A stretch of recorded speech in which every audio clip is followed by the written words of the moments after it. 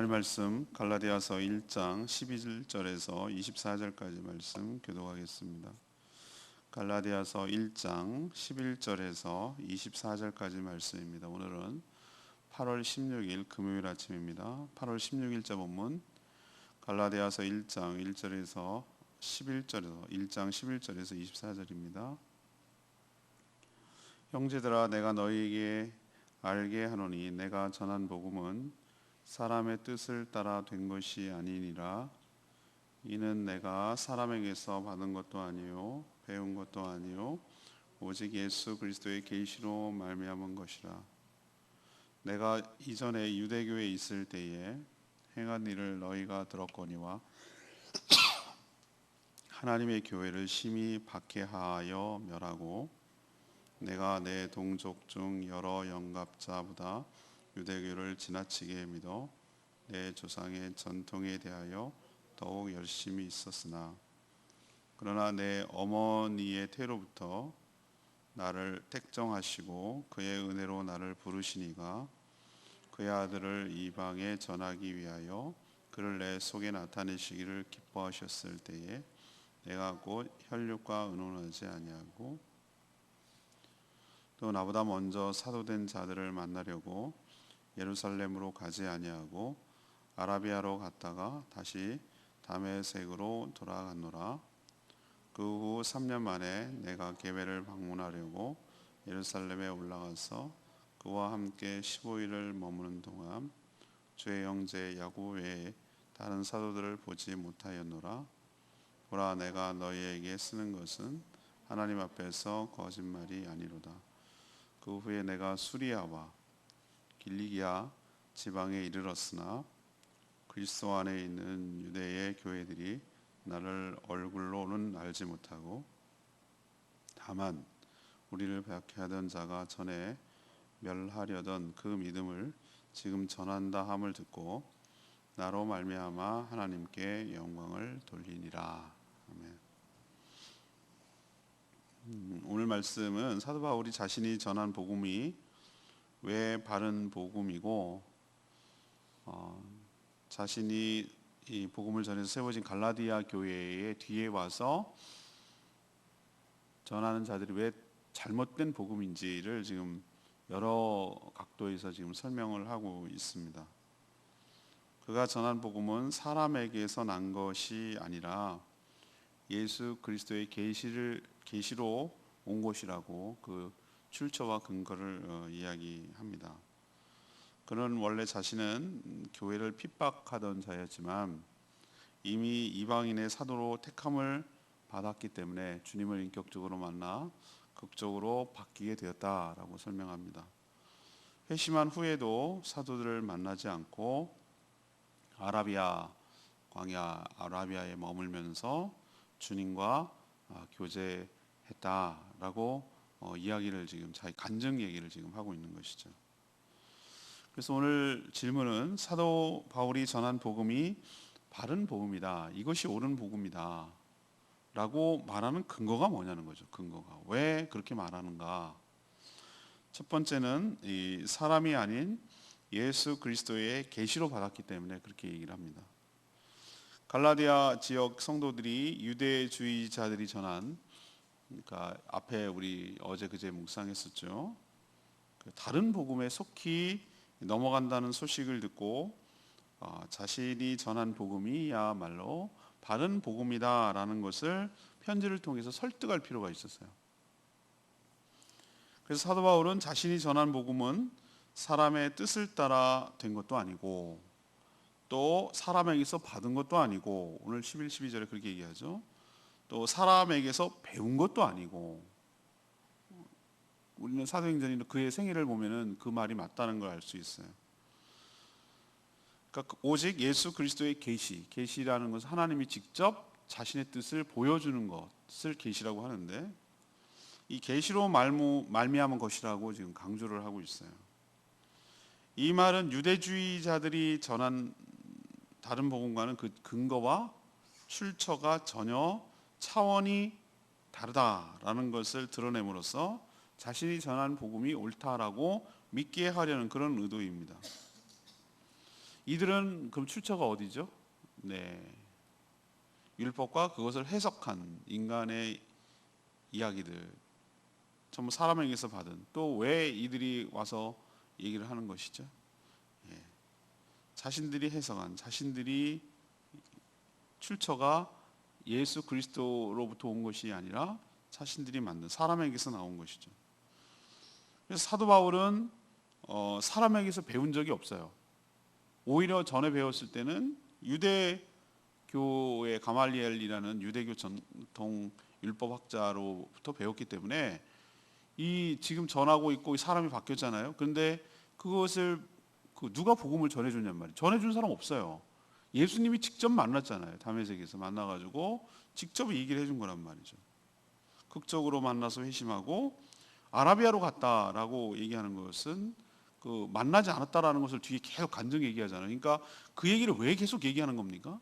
자기는 다른 사도들이나 누구에게서 이런 내용을 보고 배우고 학습한 게 아니라는 거예요. 다메섹으로 갈 때 직접 주님을 만나고, 주님 뉘시입니까? 그게 사도행전 9장에 나오는 극적인 변화 사건 아니에요? 네가 핍박하는 예수다. 그때 만났잖아요. 살아계신 그분을 만났잖아요.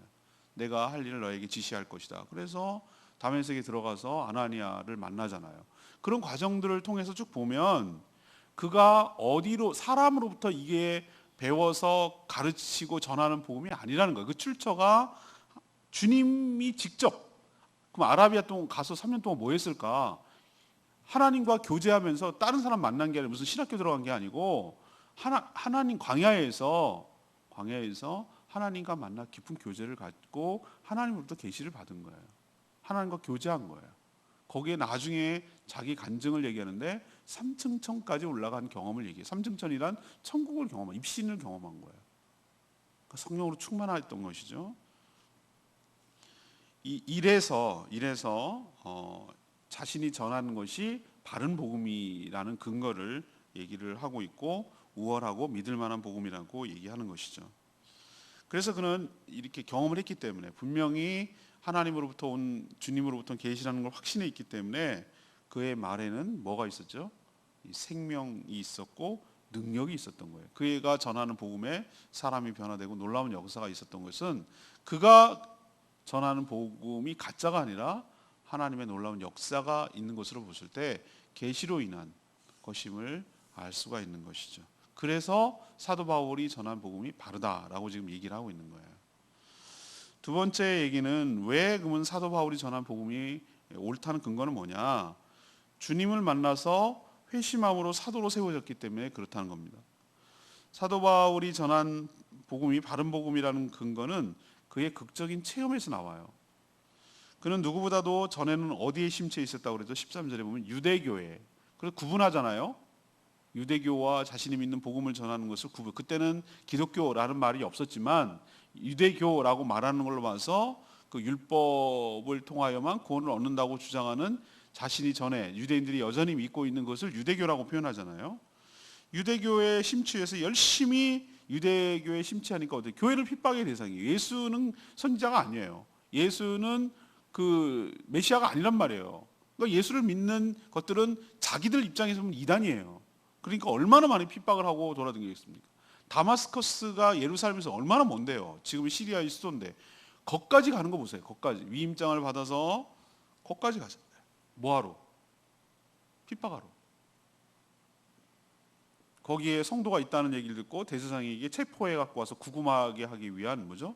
위임장을 받아가지고 그 먼 길을 누가 그 수고름을 하겠어요? 돈 생기는 것도 아닌데 얼마나 열심히였는지를 그 하나만 봐도 알잖아요. 근데 그때 바로 뭘 했습니까? 다메섹으로 가는 그 길에서 주님을 인격적으로 만난 거예요. 그리고 자신이 얼마나 큰 죄인인지를 깨달은 거예요. 예수님 핍박한 적 없어요. 누구십니까? 네가 핍박하는 예수라고 그랬어요. 성도들을 핍박했죠. 근데 예수님은 자신을 핍박했다고 얘기하잖아요. 그때 자기가 깨달은 거예요. 아, 저분이 부활하신, 저분이 죽고 끝난 분이 아니라 부활 승천하셔서 지금도 살아계신 분이구나라는 것을 그때 생생하게 체험했어요. 이건 자기가 경험하는 거니까 부정을 할 수가 없는 거예요. 강한 빛처럼 다가오시는 그 빛의 실체가 되시는 그분을 만난 거란 말이죠. 이건 부정할 수가 없어요. 자신이 얼마나 무지했던 죄인이었는지 깨닫는 동시에 다메섹에 가서 아나니아를 통해서 뭘 경험했습니까? 자신이 하나님께서 알고 봤더니 이방인을 위해서 복음을 전하기 위한 사도로 하나님이 태어나기도 전에, 오늘 그 얘기가 정말 15절의 은혜가 되지 않아요?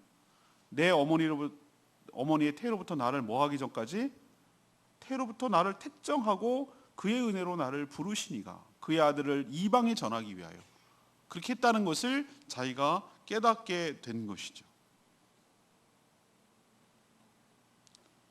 어머니 뱃속에 있을 때 택했다라고 얘기하는 건 뭐죠? 내가 어떤 의지나 내가 어떤 의견이나 내가 무슨 뭘 하기도 전이라는 뜻이에요. 저는 이게 은혜가 되는 거예요. 이게 놀라운 비밀인데요. 운명론은 아니에요. 보세요. 우리가 하나님께서 이렇게 택한다고 우리는 생각해요. 많은 사람 인사 발령하듯이 저 사람은 저쪽에 특출한 재능이 있고 저 사람은 저쪽에 공부를 많이 했고 뭐 이래가지고 저기다가 임명합니다. 이렇게 세상 사람들 얘기하잖아요. 평생 동안 이 일을 위해서 헌신해왔고 그래서 뭐 훈장을 줍니다. 뭐 이렇게 얘기하잖아요. 어떤 살아온 결과에 대해서 그 사람에 대해서 임명을 하고 무슨 역할을 주고 이렇게 한단 말이에요. 하나님은 그렇게 하지 않아요. 미리 미래를 현재처럼 보시는 주께서 이미 태초에 만세 전에 이 땅이 세운견하기도 전에 우리를 아셨어요. 내 이름 아시죠? 그래서 오늘 찬양 불렀죠. 내 이름 아시죠? 하나님께서 사도 바울을 만세 전에 태어나기도 전에 이방인을 위한 사도로 점 찍어 놓으시고 때가 되어서 그를 만나시고 불러주시고 그 놀라운 은혜를 자기가 알게 된 거예요.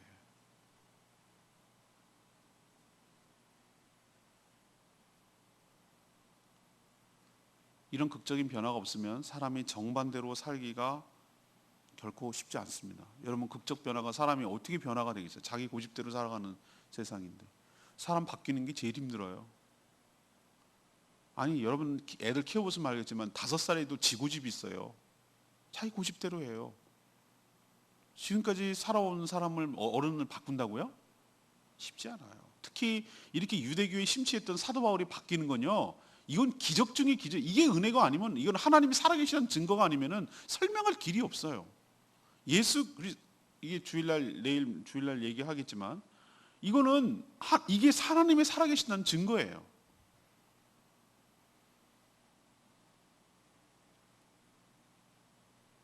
냅두세요, 이렇게 살다 줄게. 그러면 그분은 주님을 안 만난 거예요. 주님을 안 만난 거예요. 주님을 만난 사람은 바뀌게 돼 있어요. 어떻게 바뀌냐? 전에 살던 모든 삶을 청산하고 되돌아서 나를 향한 하나님의 뜻이 무엇인지를 깨닫고 이제는 남은 생애를 주님의 주신 그 사명을 따라 그렇게 살기로 바뀌어지는 거예요. 그리고 사도란 게 뭐죠?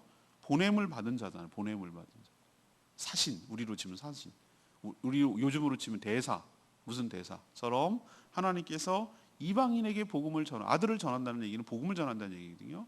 전하기 위한 사도로 세워졌다는 것을 깨닫게 됐을 때 얼마나 감격스럽겠어요. 감격이 더한 이유는 뭐죠? 전에 그렇게 핍박하고 그렇게 교회를 핍박하고 그렇게 성도들을 못 살게 굴었던 나 같은 자를 포기하지 아니하시고 바꾸셔서 오히려 거꾸로 복음을 전하는 자로 삼아줬다는 그 사실을 여러분 경험했을 때 얼마나 눈물로 감격이 됐겠습니까? 그렇지 않겠어요?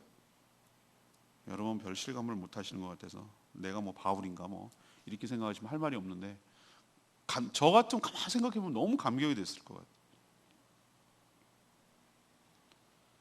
아무튼 터닝 포인트가 된 것이 뭐 있는가? 극적 변화는 자기가 살던 길을 싹 바꾸는 경우는 부활 승천하신 예수 그리스도를 인격적으로 만났기 때문이에요. 우리도 사람이 바뀌기 위해서는 예수 그리스도를 영접해야 돼요. 그리고 인격적으로 만나야 돼요. 그러지 않으면 절대 안 바뀝니다. 사람은 바꿀 수가 없어요. 내가 바뀌는 게 아니라 엄격하게 말하면 내 안에 예수님이 영접하는 순간 내 안에 성령께서 나의 모든 주권을 위임받아 가지고 나를 바뀌시는 거거든요. 내 안에 그리스도의 집이라는 책, 동화 같은 집 거 있어요. 이 책 읽어보세요. 성령님께서, 내 안에 성령님이 나한테 요구하시는 거죠. 이제 한 영역 역시 이제 이걸 나한테 위임하고 맡기라고 얘기해요. 근데 이 방은 안 된다는, 이 열쇠는 방이 위임이에요. 이 방문은 안 준다는 거야. 여기 내 프라이버시가 있는 곳이고, 나의 그 쉴 곳이고, 나의 은밀한 곳이고, 나의 여기 추억이 있는 곳이고, 그거 안 주려고 그래요. 근데 그걸 내놔야 내가 너를 갖다가 모든 이 집을 통치하고 깨끗하게 청소하고 내가 할 수 있다고 하는데 안 줘요. 끝까지 안 줘요. 이거 내놓으라고 그래요. 이 싸움이거든요, 이 싸움이. 근데 맡기면 내가 죽을 것 같아. 나는 없어지고 해체되는 것 같아. 나는 완전히 종될 것 같아. 근데 그걸 놓게 될 때 거꾸로 주님이 날 다스릴 때 내 안에 얽히고 설키고 죄악의 사슬들이 끊어지고 드디어 내 안에 그렇게 평화가 없고 칼날처럼 아슬아슬하게 살아가던 인생이 바뀌어지게 되고 진정한 샬롬과 은혜가 평강이 내 삶에 넘치게 될 줄로 믿습니다. 이래서 사람이 바뀌는 거예요. 안 바뀌어요. 사람 안 바뀐다고. 성령이 나를 다스리도록 내가 주님께 다 맡겨야 된다니까요. 그리고 은혜를 경험해야 돼요. 나 같은 죄인을 참아주셨구나. 나 같은 죄인을 건져주셨구나. 나라면 벌써 죽였다. 그런 생각이 내가 나를 봐도 정말 한심스럽게 짝이었고 악하기 짝이었고 그런 이 못된 인간을 하나님 버리지 아니하시고 그리스도의 보혈로 건져내시고 어여삐 여기시고 새 사람 되게 하시고 이 생각하면 너무너무 감사해서 딴 말이 할 말이 없어요. 너무 감지덕지하고 너무 고마운 거예요. 근데 그것만 해도 감사한데 나 같은 죄인을 갖다가 하나님 나라를 위해서 쓰신다고? 이건 대단한 영광이에요. 큰 축복이기도 하고요. 이게 전부 다 뭐로 가능합니까? 주님을 인격적으로 만나서 회심일 때 가능한 거예요. 자기 체험을 왜 간증을 얘기합니까? 저는 기독교는 간증 종교라는 말이 맞는 것 같아요. 이론적으로 믿는 게 아니에요. 억지로 믿는 것도 아니고요. 전 믿음의 정도가 그러니까 체험의 정도라고 저는 생각하는 사람이에요. 믿으면 있잖아요. 뭐 믿어지는 게 아니에요. 믿어주는 게 아니라 믿어지는 거예요. 자연스럽게 믿어지는 거예요. 어떤 저 사람을 내가 믿을 것 같아라는 것은 시간이 지나고 경험을 하고 접촉의 빈도와 그래서 저 사람은 신뢰할 만한 사람이야 라는 것도 인간관계에서 일어나는데 하물며 하나님, 안 보이는 하나님을 내가 믿는다라고 말했을 때 이게 억지로 믿어지는 게 아니에요. 정말 그렇게 믿어져야 돼요. 그리고 의심이 안 돼요. 의심 막 믿습니다 막 이렇게 하는 건 안 믿는 거예요. 내가 보니까 믿고 싶은 거예요. 그거는 정확하게 말하면 믿어지는 건 그냥 너무나 자연스러운 거예요. 그냥 당연하게 여기는 거예요. 그냥 요만큼도 이렇게 의심하지 않고 그냥 당연하게 예를 들면 오늘 뭐 9시에 기도해야 할 거야. 그러면 당연하게 할 거인 줄 알고 그냥 자연스럽게 이러는 거. 아주 그냥 너무나 일상적으로 일어나는 거. 이런 게 믿음이에요. 이렇게 하면 하나님께서 이렇게 해주실 거라는 것을 추워도 의심이 없이 그냥 자연스럽게 믿어야지, 안 믿으면 안 돼, 믿어야 되는 거야 이렇게 아슬아슬한 게 아니라 그냥 자연스러워지는 거야. 하나님의 인격적으로는 이렇게 되기까지 얼마나 많은 시행처가 있을 거며 얼마나 많은 접촉과 빈도가 있어야 되겠어요. 근데 그런 변화의 믿음이 생기는 첫 번째 과정은 주님을 인격적으로 만나야 돼요. 극적인 변화가 있어야 돼요. 회심이 있어야 돼요. 그래야 내 삶이, 내 언어가, 내 행동이, 내 모든 것이 바뀌어져요. 이런 상태에서 나오는 것은 자기 말이 아니라 그건 누구의 말입니까? 그를 만나신 주님이 그 안에서 역사하시기 때문에 그때 전한 그 복음이 이런 변화 과정이 있었기 때문에 사도 바울이 전한 복음이 바른 복음이다라고 얘기하는 근거가 여기에 있는 겁니다. 세 번째 얘기는요. 다른 성도들에게도 사역을 인정받았기 때문에 사도 바울의 전한 복음이 바른 복음이다라고 말할 수가 있는 것이죠. 사도 바울이 그렇게 핍박하던 예수 그리스도를 극적으로 만나서 회심했어요. 근데 곧바로 예루살렘으로 가지 않았다고 그랬어요. 오늘 그 얘기합니다. 왜 이런 얘기를 하는 거죠? 지금 갈라디아서 1장 얘기는 어떤 얘기죠? 내가 전한 복음이 갈라디아 성도들에게 지금 편지 쓰는 거예요. 내가 전한 복음이 진짜고 당신들이 뒤에 와가지고 유대주의들 율법 할례를 받아야 된다 이렇게 말하는 것이 가짜입니다 라는 얘기를 하기 위한 과정에서 이런 얘기를 하거든요. 그러면 내가 전한 복음이 다른 사도로부터 배운 게 아닙니다 라는 것을 얘기하기 위해서 이렇게 하는 거잖아요. 그죠? 나는 회심한 후에 예루살렘에 가가지고 사사받고 무슨 수학받고 신학 공부하고 이렇게 안 했습니다 라는 얘기를 지금 간증을 통해서 내가 이 한 말은 하나님 앞에서 거짓말이 아닙니다 20절에 얘기하잖아요. 지금 하고 있는 말은. 그럼 어디로 갔을까? 갔더라도 믿어줬겠어요? 뿌락지라고 생각하지 않았겠어요? 요즘 그런 표현 안 씁니다만. 이중간첩 느낌 아시죠? 저게 회심한 척하고 교회 안에 들어와서 성도들을 갖다가 지도자들이 어디 있는지를 색출하고 교회를 와해시키고 위장 전입한 줄로 오해할 수 있지 않을까요? 아니 제가 다메섹에 이 성도들을 잡으러 간 걸 다 알고 있는데 중간에 돌아와가지고 나 예수 믿었어, 예수님 만났어, 그걸 누가 믿냐고. 그렇지 않을까요? 그래서 그런 의미도 있을 것 같아요. 그게 제 생각이에요. 그래서 가지 않았는데 저는 그런 의미만 있는 건 아니고 하나님께서 돌아가지 않고 주님과 깊은 교제를 하도록 하기 위하여 오히려 아라비아로 가서, 아라비아는 나바티아 공화국 쪽 다마스커스에서 동북쪽으로 떨어진 광야 같은 도시라고 할 수 있는데 거기서 3년 동안 지내다가 다시 오히려 예루살렘에 간 게 아니라 다메섹으로 갔다 그랬어요.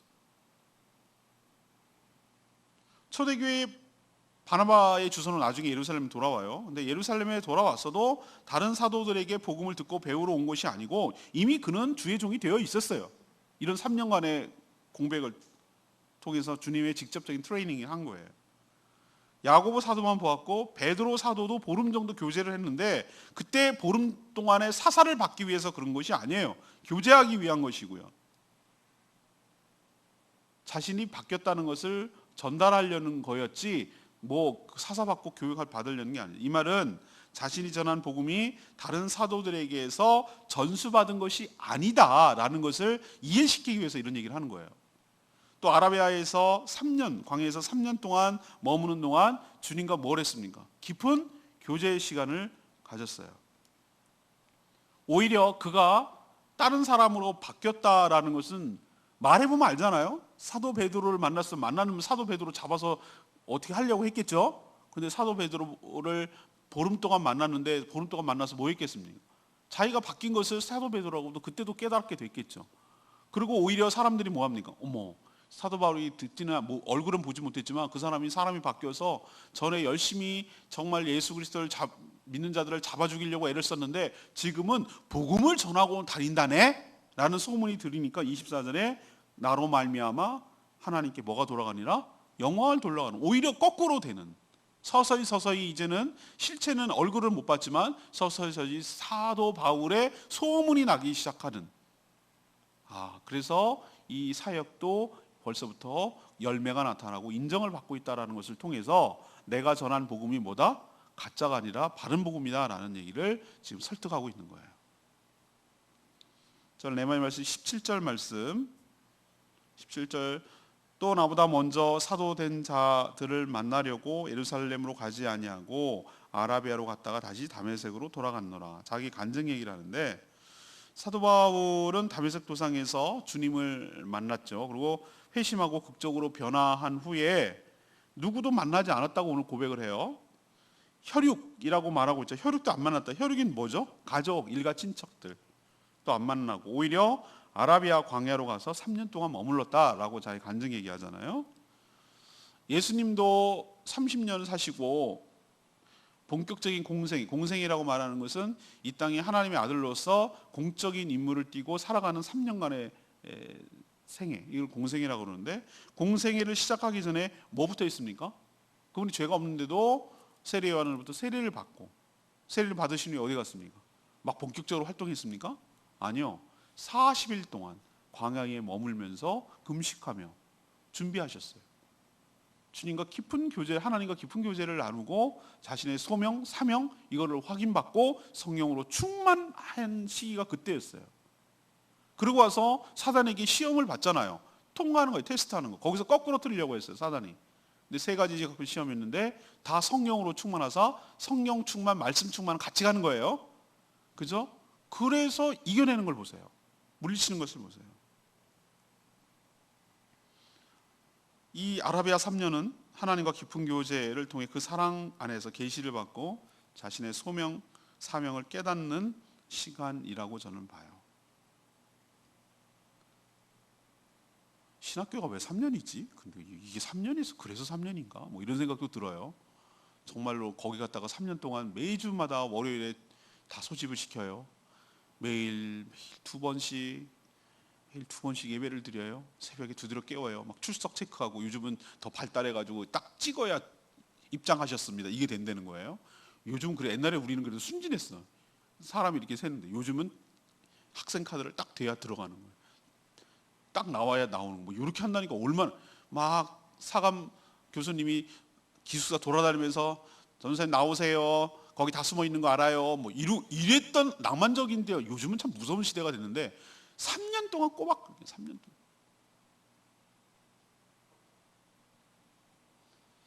저는 여기서 얘기하고 싶은 게 있어요. 우리가 어떤 사역을 하기 위해서는 뭐가 필요하다? 주님과의 교제 시간이 꼭 필요한 줄로 압니다. 크게 아니 주의 사도 바울 같은 종이니까 이러지, 그런 개념이 아니라, 저는 정말로 이런 깊은 교제 시간이 필요하고, 이거는 일생을 드리기 위해서 이런 것도 필요하다면, 저는 하루에 하나님 앞에 온전히 헌신하기 위해서 전에 하나님과 깊은 교제 시간이 우리에게도 있어야 될 줄로 압니다. 그게 시간을 낭비하고, 야, 그 시간에 기도하고 말씀 들을 시간 있으면 뭐라도 더 해라, 이런 것은 세상의 논리예요. 하나님은 그렇게 하지 않아요. 충분히 준비할 때 폭발력 있게 어떤 사역이 일어나는 것이지, 그냥 무조건 한다고 되는 게 아니더라고. 정확하게 해야 돼요. 정확하게 뭘 해야 되는 거예요. 제가 설교를 준비할 때, 목회 칼럼을 쓸 때 제가 그거 많이 느껴요. 그다음에 그 말씀을 매일매일 묵상한 것을 쓸 때 시간적으로 보면 뭐를 써야 되지, 뭘 해야 되지, 뭐를 해야 되지 하는 게 전체에 걸리는 시간이 10이라면 뭘 해야 되지, 어떤 것을 해야 되지, 뭘 하기를 원하십니까, 이런 것을 준비하는 시간이 반이 넘어요. 반이. 그리고 뭐를 해야 되겠다라는 것이 확신이 딱 드는 순간부터 들어가는 것은, 그거부터는 일사천리예요. 그걸 제가 깨달았어요. 매번 경험하는 거거든요. 그걸 내가 깨달았어요. 아, 그렇구나. 오늘 내가 하나님 뭘 해야 되죠? 하나님, 내가 오늘 어떻게 살아야 되죠? 하나님, 오늘 누구를 만나야 되죠? 내가 무슨 결정을 내려야 되죠? 내가 오늘 어디를 가야 되죠? 내가 오늘 시간을 어떻게 보내고 돈을 어떻게 쓰고 어떤 일을 해야 되죠? 그리고 내일은 뭘 해야 되죠? 라는 것은 하는 게 아니라, 되면서 그때 봐서 하면 돼, 그게 아니라 하나님 앞에 엎드려서 간구하고 기도하고 교제하고 생각해보고, 하나님이 정말 이런 나의 삶을 어떻게 생각하실지, 그런 깊은 아라비아의 3년의 시간이 필요한 거예요. 그러고 나서 주의 일을 할 때 그것이 응축된 것이 흐트러지지 않냐고, 돋보기에 초점을 맞춰주듯이 정확하게 찔러야 될 때, 정확하게 가야 될 때, 정확하게 말해야 될 때를 정확하게 찾아낼 수가 있는 거예요. 폭발력이 있는 거예요. 여러분 인생도 모든 주의 종들은, 주의 백성들은 다 똑같아요. 하나님과 교제하고 하나님과 깊이 묵상하고 하나님을 만나는 시간이 내 삶의 어떻게 보면 시작이 반이라고 이상이라고 할 수 있어요. 나머지는 그 힘 가지고 살아가는 거예요. 오늘 여러분도 사도 바울의 아라비아 3년 같은 일이 매일 일상적으로 여러분 삶 가운데 일어나게 되기를 간절히 축복합니다. 오늘 질문이 뭐였습니까? 바울이 전한 복음이 바른 복음에는 근거가 뭐냐? 지금 변호와 자기 변증을 하고 있는 거예요. 첫 번째, 사람이 아닌 예수 그리스도의 뭐로 받았다? 계시로 받았다. 누구한테 받은 게 아니다. 배운 게 아니다. 직접 받았어요. 맞아요. 직접 받은 거예요. 두 번째는, 그가 변하기 전이 아니라 회심한 후 주님의 사도로 세워지고 나서 복음을 전한 거다. 난 딴 사람이 됐다. 극적으로 바뀐 뒤에. 세 번째는, 자기가 한 사역의 열매도 나타나고, 다른 베드로 사도나 이런 사도들도 자신의 사역 삶의 결과에 대해서 뭐하기 시작했다? 인정받았다 라는 것을 통해서 자기가 전한 복음이 바른 복음이다 라는 것을 지금 갈라디아 지방 성도들에게 설득하고 있는 것 기억하시고, 우리도 사도 바울처럼 온전한 복음, 바른 복음을 전하며 살아가는 저희들 되기를 원합니다. 오늘 말씀 붙들고 기도하기 전에 492장, 찬양집 492장 부르고 기도하겠습니다.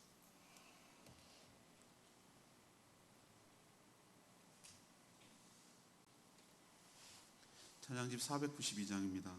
저는 오늘 대목에서 사도 바울을 하나님께서 모태에서 전에 아셨다 그러는 표현이 참 인상 깊어요. 그죠? 우리가 어떻게 살아왔느냐 갖고 우리를 평가하지 않으세요. 하나님은 우리 만세 전에 우리를 알고 계셨어요. 그리고 이미 택하고 계셨어요. 때가 돼서 불러준 것 뿐이에요. 은혜죠. 그것도 이방인의 사도로 쓰시는 것이 더 크죠. 내가 어떻게 살아왔는지 알면 나 같으면 저 사람 안 쓰는데, 근데 하나님은 우리가 아니기 때문에 우리를 불러주시고 존귀하게 쓰는 것, 이게 다 은혜고 축복입니다.